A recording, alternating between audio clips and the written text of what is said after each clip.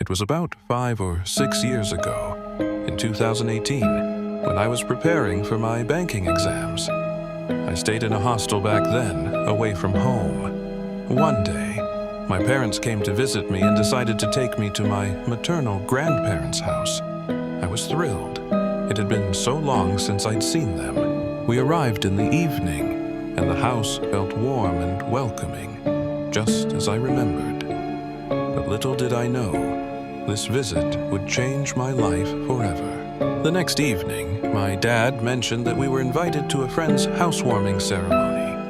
It was my first time visiting them, and I was curious. We left around 7 p.m., just as the sun dipped below the horizon, painting the sky in shades of twilight.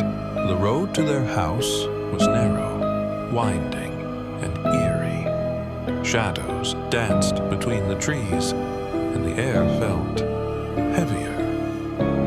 As we turned a corner, we passed an abandoned house at the entrance of their street.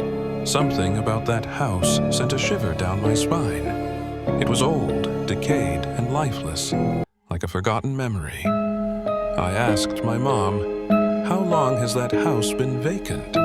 She brushed me off, telling me not to let my imagination wander. But then, I heard it, a voice, cold, hollow, calling my name. I turned around, heart pounding, and there she was, a woman standing in front of the house. Her curly hair was wild, her clothes tattered, and her piercing eyes locked onto mine. As we reached my dad's friend's house, I stepped out of the car, and a chilling wind swept past my back. It was bone deep, like icy fingers grazing my skin. I felt uneasy, but I shrugged it off.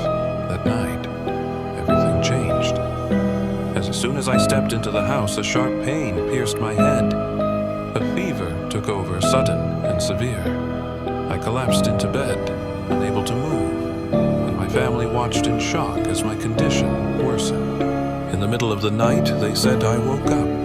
My eyes were wild, my hair disheveled, and I rocked back and forth, muttering incoherently.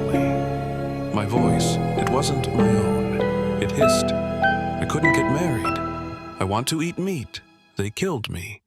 The words repeated over and over, dripping with rage and malice. My family was terrified.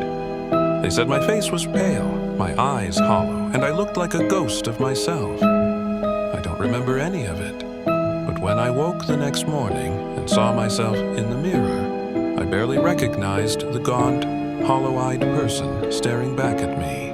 My maternal grandfather arrived later that morning.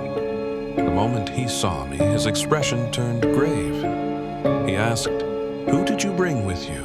Without hesitation, he began chanting ancient mantras. His voice was steady, filled with an authority that seemed to echo in the air. He blew on my face, and suddenly I felt lighter. The fever lifted, the heaviness dissolved. He told us that I had unknowingly brought a dark entity with me from that abandoned house, a malevolent spirit that had tried to possess me, but he had expelled it before it could take hold. Even now, years later, the memory lingers, a reminder of how thin the veil between our world and the unknown truly is.